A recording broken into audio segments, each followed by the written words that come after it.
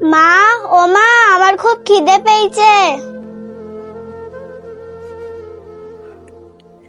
চাল তো শেষ হয়ে গেছে, আজ কি রান্না করব? আজকে কাজের টাকা পাইনি, মালিক বলেছে 2 দিন পরে দেব। বাড়িতে তো কিছুই নেই, কি রান্না করব? তাহলে কি আজকে রান্না করব না? বাচ্চারা খাবে না আজকে? বাবা, মাস্টার মশাই বলেছেন ফি না দিলে পরীক্ষায় বসতে দেবে না। বাবা, হ্যাঁ মা। আমার তো ওষুধ শেষ হয়ে গেছে। এই বয়সে আর ওষুধ ছাড়া থাকতে তো পারি না।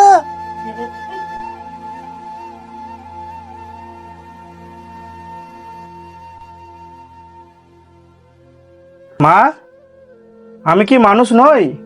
আমি কি শুধু টাকার মেশিন?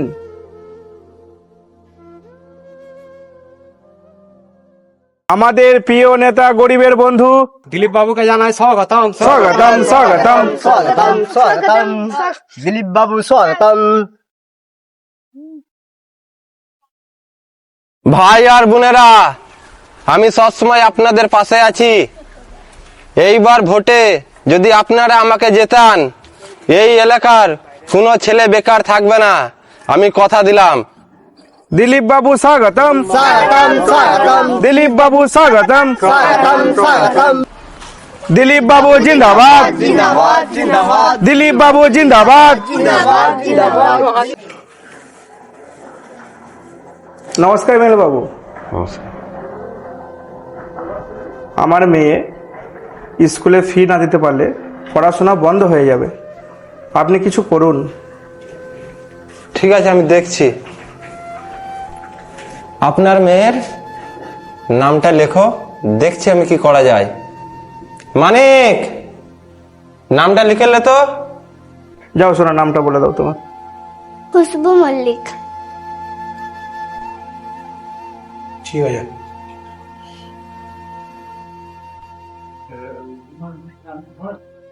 ভোটটা যেন ঠিক জায়গাতে পড়ে। বাবু, আমাদের শুধু ভোটের দামটাই আছে, আমাদের মতো গরিব মানুষের জীবনে কোনো দাম নেই। আরে ধুর পাগলা, তোরা তো আমার গ্রামের ছেলে রে, তোরাই তো আমার ভরসা। এইটুকু কাজ করতে পারবো না? আমার লোক আমি পাঠিয়ে দিচ্ছি স্কুলে, কাল থেকে তোর মেয়েকে স্কুলে পাঠাবি, ঠিক আছে? চিন্তা করিস না। ঠিক আছে সোনা, এমএল বাবু যখন বলেছে ঠিক তোমার ফিস দিয়ে দেবে। মানে কালকে স্কুলে চলো, চলে যাবি তো বাড়ি যাই। সকালে, ঠিক আছে? হেডমাস্টারকে বলে আসবি এমএলএ বাবু বলেছে।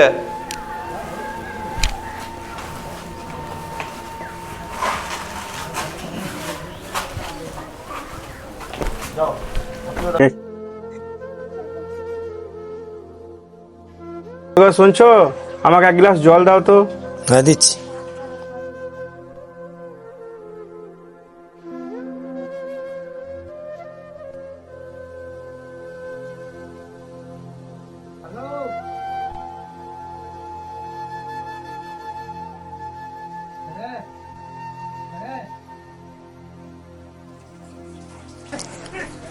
এমএলএ সাহেব কি বললো?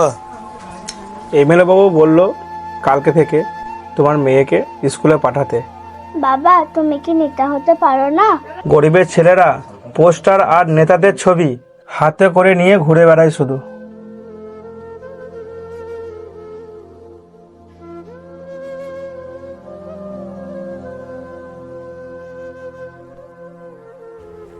কি চাই?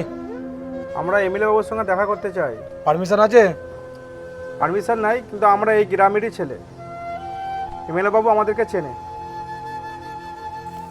মানিক কে রে? বাবু, গ্রামের লোকরা আপনার সাথে দেখা করতে এসছে। আমি এখন ব্যস্ত আছি, পরে আসতে বল। বাবু এখন ব্যস্ত আছে, তোমরা পরে এসো।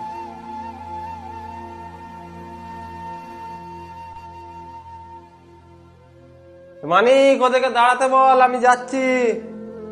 তোমরা দাঁড়াও, গ্রামবাসী ভাইরা, বাবু আসছে। বাবু, ভোটে জিতার পর আপনার কাছে আমাদের জন্য আর কোনো সময় নেই। মানিক, চেয়ারটা নিয়ে আই তো, বসি।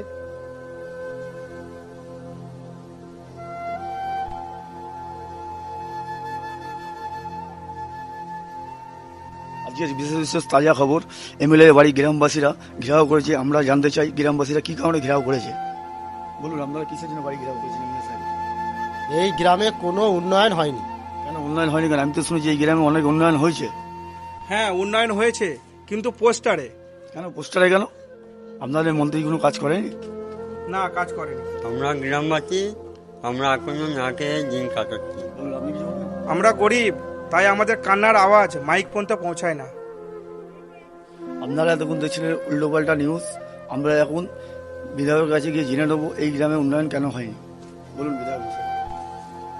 এই গ্রামে উন্নয়ন হয়েছে কি হয়নি আপনি বাইরে বেরোলেই দেখতে পাবেন। আপনার গ্রামের লোকের কাছে তো আমি গিয়ে জানলাম, গ্রামের লোক তো বলছে কোনো উন্নয়ন হয়নি, সব পোস্টারে হয়েছে। কেন পোস্টারে কিসের জন্য হবে? গ্রামবাসীরা এখন আমাকে এই ভোটে জিতে গেছি, ঠিক আছে, ওদের কিছু আবদার ছিল, সেগুলো আমি মেটাতে পারিনি। হয়তো একটা বিধায়কের কাছে সব কিছু তো মিটিয়ে দেওয়া সম্ভব না সবার জন্য। না, সেটা হয় না। হয়তো আমি অনেক মানুষের কাছে আমি ভালো, হয়তো অনেক মানুষের কাছে খারাপ। এগুলো আমাকে সব ফাঁসানোর চক্রান্ত চলছে, ঠিক আছে। আমাদের যে মুখ্যমন্ত্রী আছে তিনি দেখছেন যে আমি কাজ করেছি কি করিনি গ্রামের। আপনারা এতক্ষণ দেখলেন বিধায়কের বক্তব্য এবং গ্রামবাসীর বক্তব্য। এই খবর সত্য মিথ্যা যাচাই আমরা পরে করে দেখব। ঠাকুমার অনেক শরীর খারাপ। কি হয়েছে ঠাকুমার? আমি জানি না কি হয়েছে, তুমি তাড়াতাড়ি চলো। ঠিক আছে, চলো চলো। কি হয়েছে আমি জানি না মা গো, একটু আগে ভালো ছিল মা গো, তোমরা তাড়াতাড়ি এসো আমার মা গো, ডাক্তারখানা নিয়ে চলো মা গো। কি হয়েছে মা? জানি না আমি মা গো, শরীরটা খুব খারাপ করছে মা গো, তাড়াতাড়ি নিয়ে যাও ডাক্তারখানা মা গো।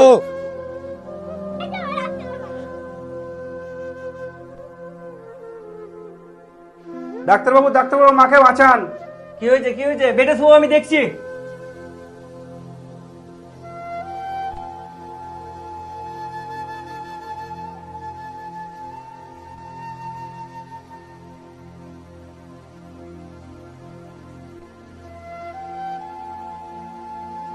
পেশেন্টের বাড়ির লোক কে আছে? ডাক্তারবাবু, আমি আছি পেশেন্টের বাড়ি। অপারেশন করতে হবে। ডাক্তারবাবু, অপারেশন করতে কত টাকা খরচ হবে? 40 থেকে 50 হাজার টাকা মোটামুটি। ডাক্তারবাবু, আমরা তো গরিব মানুষ, 100 টাকা কোথায় পাবো? দেখুন ব্যবস্থা করুন, অপারেশন তো করতে হবে, পেশেন্টটা খুব সিরিয়াস আছে, অপারেশন না করলে তো হবে না। ঠিক আছে, আপনি অপারেশনের ব্যবস্থা করুন, আমরা টাকা ব্যবস্থা করছি। ঠিক আছে, আমি অপারেশনের ব্যবস্থা করছি। 1 ঘন্টার মধ্যে টাকা কাউন্টারে জমা করতে হবে, নাহলে আপনার মাকে বাঁচানো যাবে না। ঠিক আছে ডাক্তারবাবু, টাকা জোগাড় করছি। এমএলএ বাবু, এমএলএ বাবু, কি দরকার? এমএলএ বাবুর সঙ্গে দেখা করতে চাই। আজ এমএলএ বাবু মিটিংয়ে ব্যস্ত আছে, আজ দেখা করা যাবে না। দেখুন না বাবুর সঙ্গে কথা বলা যায় কিনা, আমার খুব দরকার। এমএলএ বাবু আজকে মিটিংয়ে ব্যস্ত আছে, আমি দেখছি কথা বলি। আমার মা হসপিটালে ভর্তি আছে, মৃত্যুর সঙ্গে লড়ছে, আমার দেখা করা খুব দরকার। আমি আপনাকে বললাম তো, আমি এমএলএ বাবুর সাথে কথা বলছি, আপনার বাড়ি চলে যান, আমি ব্যবস্থা করে বলছি ওনাকে, বলে দিচ্ছি আপনাকে কথা।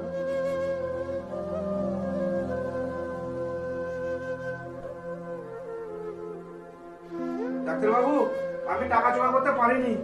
আর টাকা জোগাড় করে লাভ নেই, আপনার মা মারা গেছে। মা মারা গেছে? হ্যাঁ, মারা গেছে। মা, তুমি আমাদের ছেড়ে চলে গেলে মা। ছেড়ে চলে গেল মা গো, কক করে কাঁদছিল মা গো, ওরে আমার মা গো, চলে গেল মা গো, আমার মা গো, কোথায় গেলে তুমি মা গো? কি হয়ে গেল আমার মা গো, ছেড়ে চলে গেল আমার মা গো, কালকে রাতে বিছানায় হেগে দিয়েছিল আমার মা গো, পরিষ্কার করেছিল আমার মা।